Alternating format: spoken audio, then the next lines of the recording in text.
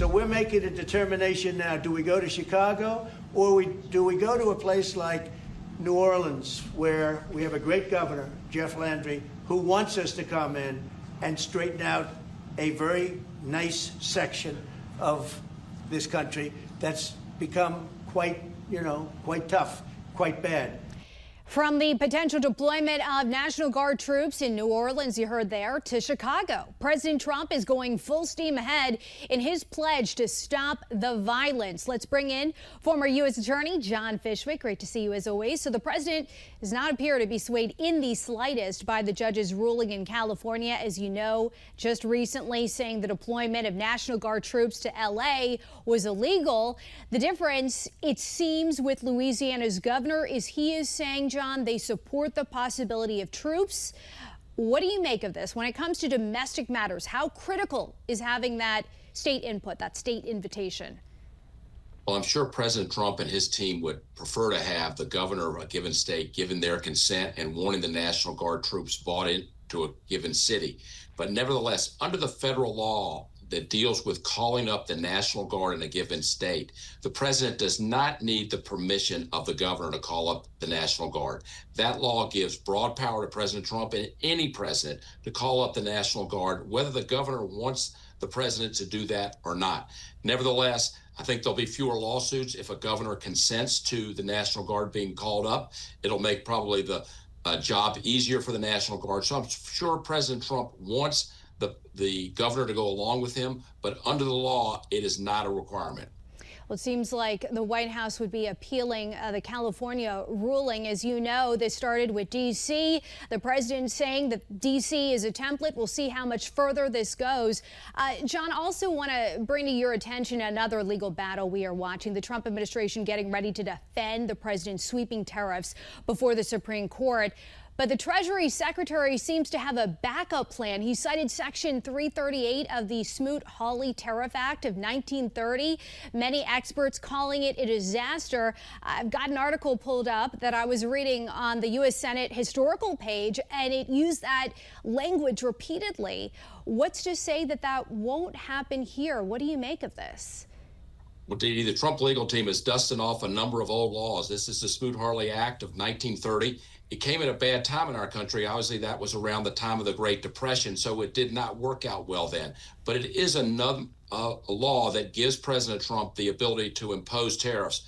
I think they're hedging their bets. They may lose very well at the Supreme Court under the current law where the tariffs have been imposed, but this other law would permit them to impose tariffs for probably not as long as the current tariffs are. It may not be the best law for them to go forward with tariffs, but the Trump administration will have a number of other options to impose tariffs, even if they lose at the Supreme Court. And I'm sure they're looking at every law on the books, including this 1930 law that didn't work out so well back then, but nonetheless, in the short term, it gives President Trump the power to impose tariffs. Yeah, you're right. Many experts said that that plan backfired. We'll see what the Supreme Court decides. We'll see how this Plan B works out. Former U.S. Attorney John Fishwick, thank you for your insight tonight. Thank you. The back and forth between Governor Moore and President Trump continuing today. Governor Moore standing firm that he will not accept the National Guard's help here in Baltimore, while the president argues Moore is going against what Marylanders want. My reaction is my position has not changed. When the president from the Oval Office calls you natural-born killers, children who are born to be violent, I say this: I respect the office, but I will never honor ignorance. The people in Baltimore, the people in all of the places we talk about, they want to see us there. Good evening, everybody. Thank you for joining us. I'm Mary Bubala. And I'm Kai Jackson. We have team coverage following this story. Despite concerns from some Maryland residents over crime, some Maryland leaders oppose help from the National Guard. Those opposing say the Guard isn't trained for this kind of deployment and that this is just for show. Maxine Stryker is in our live center with Mayor Scott's response to the president's comments. Maxine, but we're going to begin with Fox 45's Mackenzie Frost, who spoke with Governor Moore today. Mackenzie. Mary and Kai, the president seems to be softening his language about the possibility of sending federal law enforcement into Baltimore, but at the same time, Governor Wes Moore is doubling down on his opposition to using the National Guard. But I pressed him on whether he would accept what the president is offering if it meant getting what he wants as well. President Donald Trump and Governor Wes Moore continue talking about each other. While speaking at a housing event Wednesday, And I know that just yesterday, the president was once again mocking me from the Oval Office. the governor not shying away from bringing up public safety. For all Marylanders, I want you to know that there is nothing that I would not do to keep you safe. And later the same day, Governor Moore wanted me to go and walk through Baltimore with him. And I said, I think I'm a brave guy, but there's no reason to be stupid. They have crime that's at levels that nobody's ever seen before in Baltimore. They've done a terrible job.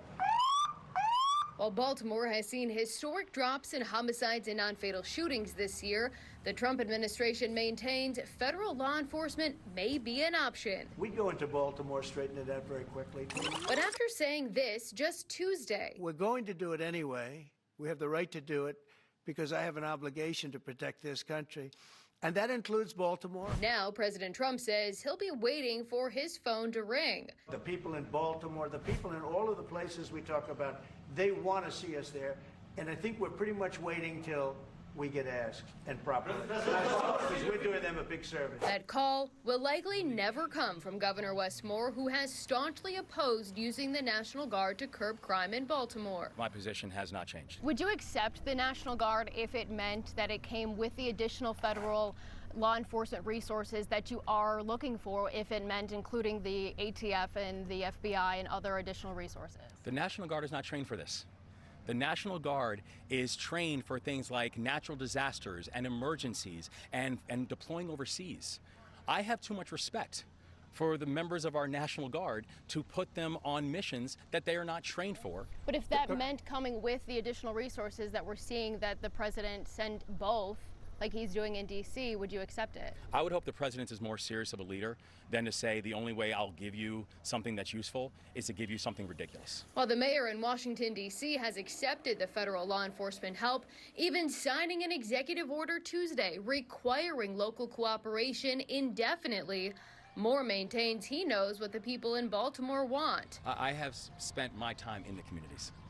We're in the communities all the time, and I can tell you right now, the people are saying that they want to feel safe, but the people are looking for performance and not something that's performative. But one woman Fox 45 News spoke with, why not?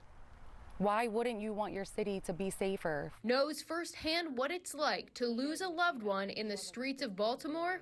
She feels differently. It's not political.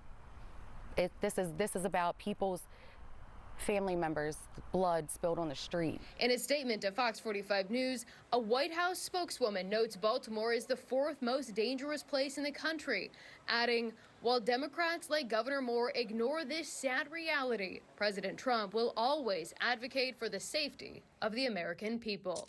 Whether President Trump will be sending the National Guard to Baltimore remains a question yet to be clearly answered. Now, Governor Moore says that he is working with the Attorney General to review all legal options if President Donald Trump does decide to send the National Guard into Baltimore against Governor Moore's wishes. Live in the newsroom, Mackenzie Frost, Fox 45 News.